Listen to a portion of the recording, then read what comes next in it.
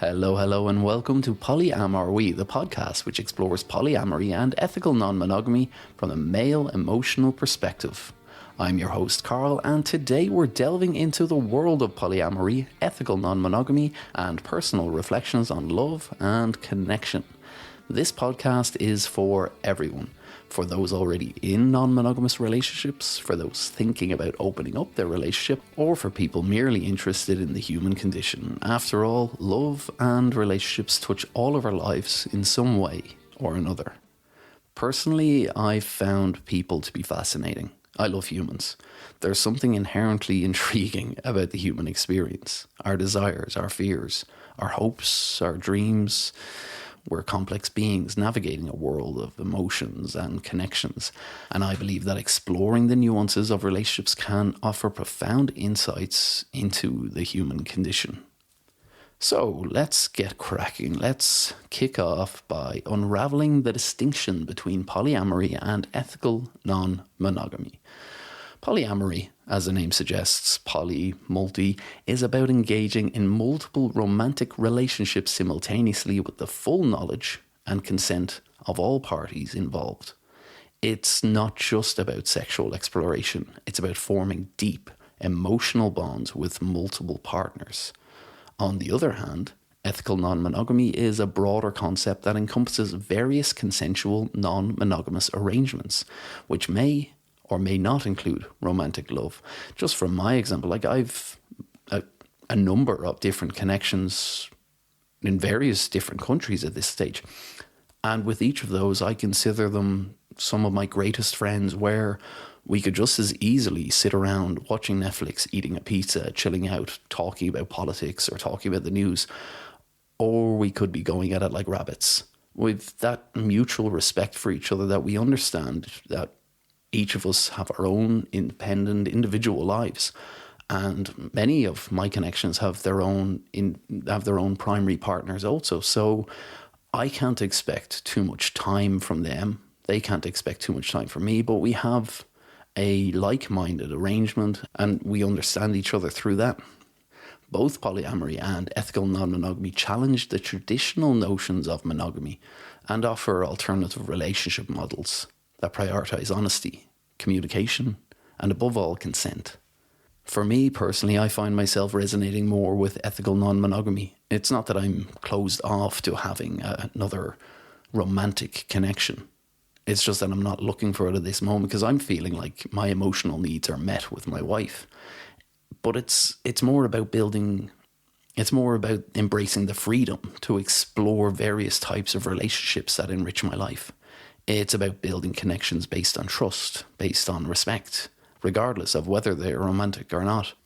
I believe that love in itself is not a finite resource, and by opening ourselves up to different experiences and connections, we can enrich our lives and grow as individuals. We can even help others grow.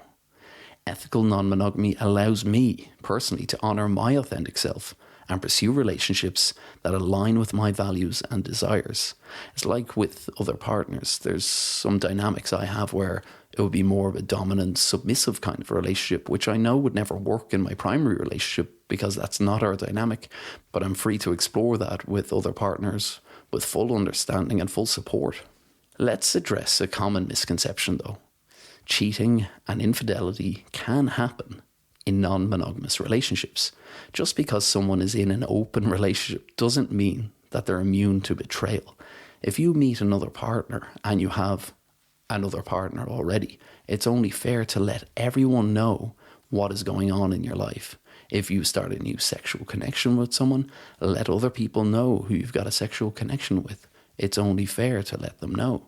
Communication is tenement to non-monogamy.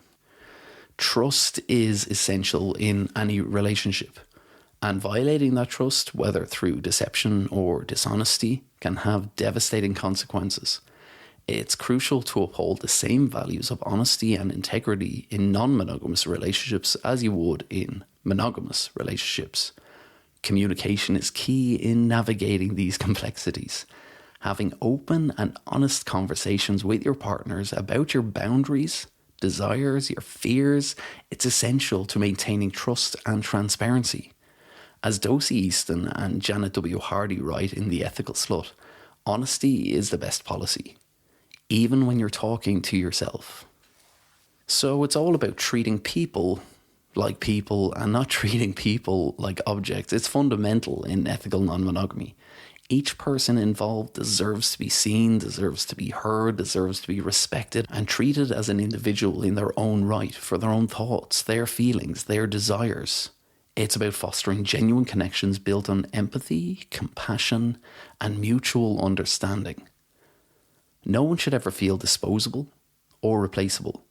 As Franklin Veaux and Eve Rickert put in More Than Two, treat your partners like people, not like things you collect. Gotta catch 'em all, Pokemon. No, let's not do that. One of the most challenging aspects of navigating non-monogamous relationships is managing jealousies and insecurities. As I spoke in episode 1, I don't necessarily see jealousy in itself as an emotion. I see jealousy as a reaction to an emotional state. So if I'm feeling lonely, or if I'm feeling angry, or if I'm feeling insecure in myself, jealousy can rear its head. These emotions are natural and can arise even in the most secure of all relationships. However, it's essential to address them openly and honestly, rather than letting them fester and potentially harm a relationship, because one of the worst things you can carry around with you is resentment. At the end of the day, if you're carrying a resentment, you're the only person carrying that resentment and feeling those feelings. The person you have that resentment for never knows you're feeling it unless you speak to them about it. It's about acknowledging these feelings, exploring their root causes, and finding healthy ways to address them together. Jealousy can be super powerful, but it's also an opportunity for growth and deeper understanding of ourselves, our relationships, and other humans. Jealousy is about fear of loss, not fear of betrayal. It's about the terror of being inadequate. And I'll say it again, communication is key, as I've learned through my own experiences. It's about having those big, difficult conversations and expressing your needs and your boundaries and actively listening to your partners. Communication isn't just about talking, it's about truly understanding and connecting with each other on a much deeper level. My wife and I have found that our communication has never been better over these past few years since we opened up our relationship, because we have no secrets from each other, though we respect each other's individuality. Vulnerability is also crucial in non-monogamous relationships. Opening up about your feelings, desires, and insecurities requires a lot of courage, but it can lead to deeper connections and a lot deeper intimacy. As Esther Perel writes in Mating in Captivity, erotic intelligence thrives on thoughtfulness, generosity, and good communication, 3 skills that are rarely taught together. One of the most crucial elements in ethical non-monogamy and polyamory is consent.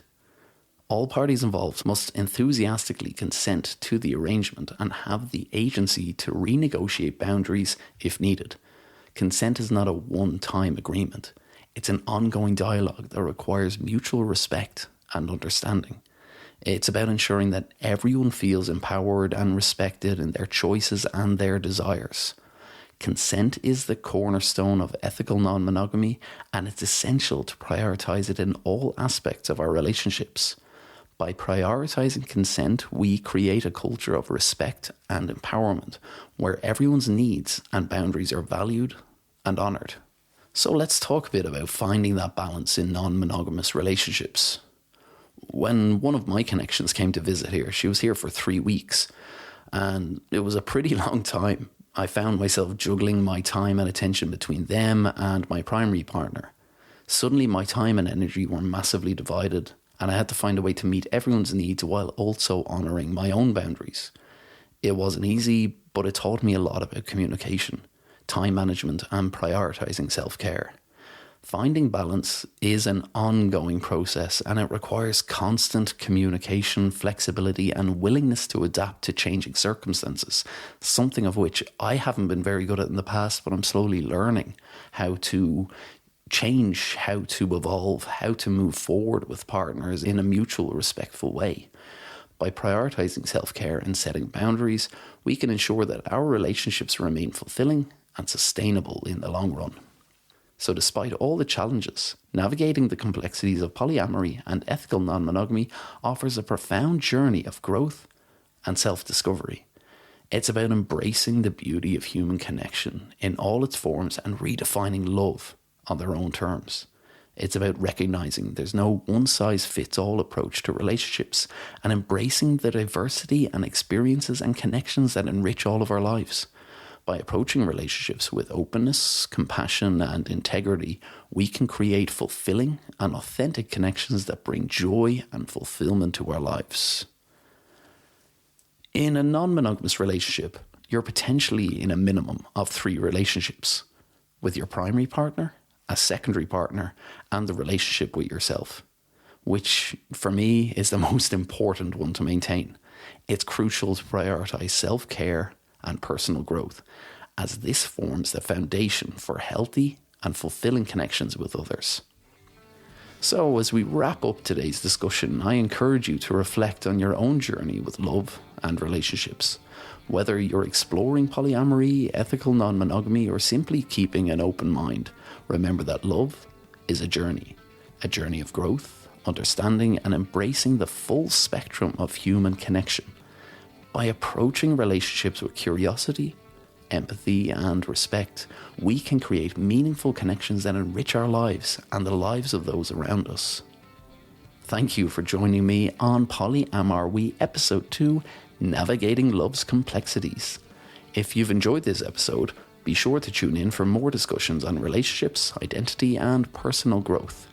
If you'd like to be a guest on the show or have any questions or topics you'd like us to explore, reach out to me on Instagram at PolyAmAreWe, and don't forget to follow PolyAmAreWe on TikTok for more content on love and relationships. Until next time, take care and may your journey be filled with love and fulfillment.